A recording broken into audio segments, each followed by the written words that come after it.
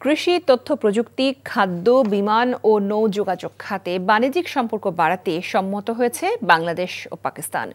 দুই দেশের মধ্যে নবম যৌথ অর্থনৈতিক কমিশনের বৈঠক শেষে এসব কথা জানান অর্থ উপদেষ্টা সালাউদ্দিন আহমেদ ও পাকিস্তানের জ্বালানি মন্ত্রী আলী পারভেজ মালিক।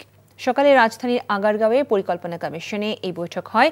২০ বছর পর অনুষ্ঠিত এই বৈঠকে পাকিস্তানের বাজারে বাংলাদেশি পণ্যের শুল্কমুক্ত ও কোটামুক্ত প্রবেশাধিকার চেয়েছে ঢাকা।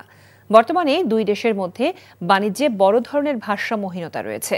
এই প্রেক্ষাপটে শুল্কমুক্ত সুবিধা পেলে রপ্তানি বাড়বে বলে আশা করছে বাংলাদেশ। বৈঠকে দুই দেশের মধ্যে বাণিজ্য ও অর্থনৈতিক সহযোগিতা বাড়ানোর লক্ষ্যে গুরুত্বপূর্ণ আলোচনা হয়।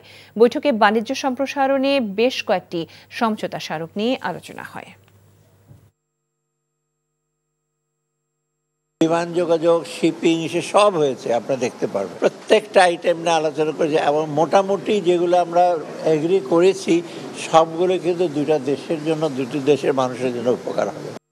বান্ডেল থাকলে প্রতি সেনমানিতে টাকা বাঁচবে। বিকাশ সেনমানি বান্ডেল কিনে জিতুন প্রতি লেনদেনে।